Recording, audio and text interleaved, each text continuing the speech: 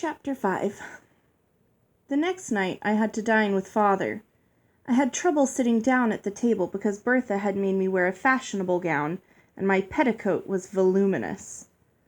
On Father's plate and mine was sparrowgrass covered with a tarragon mustard sauce.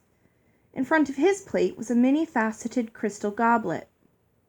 When I finally managed to settle in my chair, Father signaled to Nathan to pour wine into the goblet. "See how it catches the light, Eleanor?" He raised it. "It makes the wine sparkle like a garnet." "It's pretty." "Is that all? Just pretty?" "It's very pretty, I suppose." I refused to love it. He was going to sell it, too. "You may appreciate it more if you drink from it. Have you ever tasted wine?" Mandy never let me. I reached for the goblet and trailed my balloon sleeves through the sparrowgrass sauce. But the goblet was too far away. I had to stand. I stood on my skirts and lost my balance, pitching forward. To stop my fall, I brought my arm crashing down on the table and knocked into Father's elbow. He dropped the goblet. It fell and broke neatly into 2 pieces, stem severed from body. A red stain spread across the tablecloth, and Father's doublet was dotted with wine. I steeled myself for his rage, but he surprised me. "That was stupid of me," he said, dabbing at his clothes with a napkin. "When you came in, I saw you couldn't manage yourself." Nathan and a serving maid whisked away the tablecloth and broken glass. "I apologize," I said. "That won't put the crystal back together, will it?" he snapped. Then collected himself. "Your apology is accepted. We will both change our clothes and begin our meal." I returned in a quarter hour in an everyday gown. "It is my fault," Father said, cutting into a sparrowgrass spear. "I've let you grow up an oaf." "I'm not an oaf." Mandy wasn't one to mince words, and she'd never called me that. Clumsy, bumbling, gawky, but never an oaf. Blunderer, lumpkin, fumblefoot, but never an oaf. But you're young enough to learn," Father went on. "Some day I may want to take you into civilized company." "I don't like civilized company." "I may need civilized company to like you. I've made up my mind. It's off to finishing school with you." "I couldn't go. I wouldn't." "You said I could have a governess. Wouldn't that be less expensive than sending me away?" A serving maid whisked away my uneaten sparrowgrass and replaced it with scallops and tomato aspic. "How kind of you to worry. A governess would be much more expensive, and I haven't the time to interview governesses. In 2 days you shall go to finishing school with Dame Olga's daughters." "I won't." He continued as though I hadn't spoken. "I'll write a letter to the headmistress, which I shall entrust to you, along with a purse filled with enough KJs to stop her protests against a last-minute pupil." "I won't go."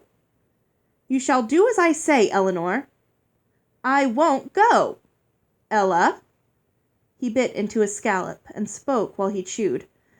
"Your father is not a good man, as the servants have already warned you, unless I miss my guess." I didn't deny it. "They may have said I'm selfish, and I am. They may have said I'm impatient, and I am. They may have said I always have my way, and I do."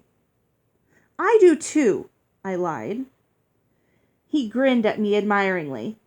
"My daughter is the bravest wench in Kyria."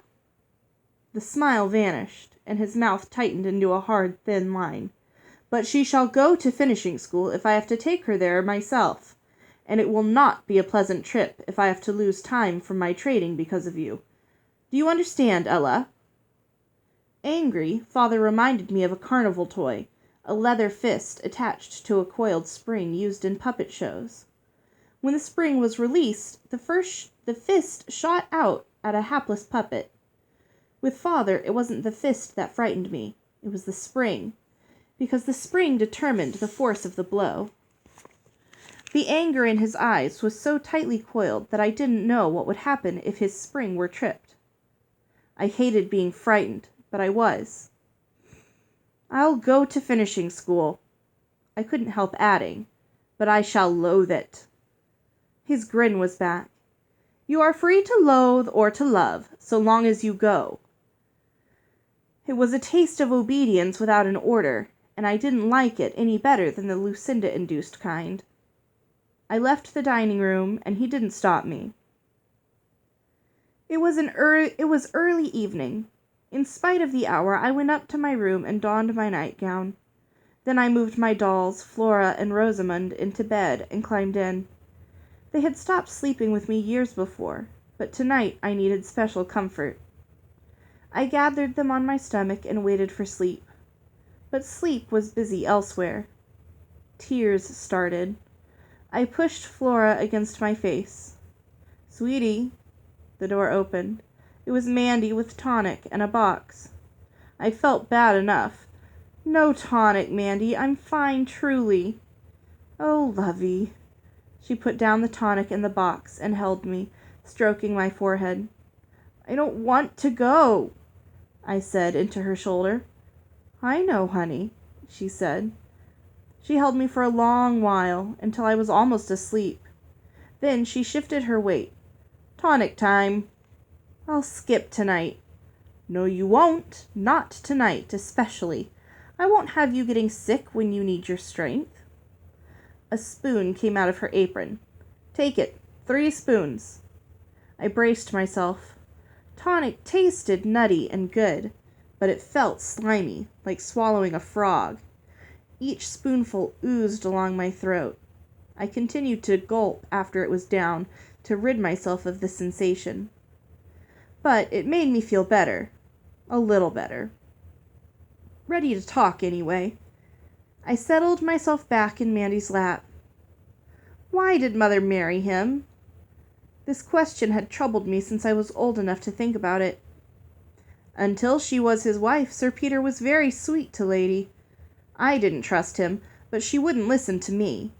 Her family didn't approve because he was poor, which made Lady want him even more. She was that kind-hearted. Mandy's hand stopped its comforting journey up and down my forehead. "Ella, pet, try to keep him from learning about the spell on you." "Why? What would he do?" "He likes to have his way too much. He'd use you." Mother ordered me not to tell about the curse, but I wouldn't anyway. "That's right." Her hand went back to work on my forehead. I closed my eyes. "What will it be like, do you think?" "At school? Some of the lasses will be lovely. Sit up, sweet. Don't you want your presents?" I had forgotten about the box, but there had been only one. "Presents?" "One at a time." Mandy handed me the box I'd seen. "For you, wherever you go, your whole life." Inside the box was a book of fairy tales. I had never seen such beautiful illustrations. They were almost alive. I turned the pages, marveling. When you look at it, you can remember me and take comfort. "I'll save it until I leave, so the stories will be new." Mandy chuckled. "You won't finish it so fast. It grows on you." She fished in the pocket of her apron and fetched out a tissue paper packet. "From Lady. She would have wanted you to have it." It was Mother's necklace. Threads of silver ended almost at my waist, in a woven pattern of silver studded with tiny pearls. You'll grow into it, sweet, and look as lovely wearing it as your mother did." "I'll wear it always." "You'd be wise to keep it under your gown when you go out. It's that valuable. Gnomes made it." The bell tinkled downstairs. "That father of yours is ringing." I hugged Mandy and clung to her. She disentangled herself from my arms. "Let me go, love." Planting a kiss on my cheek, she left. I settled back into bed, and this time sleep claimed me.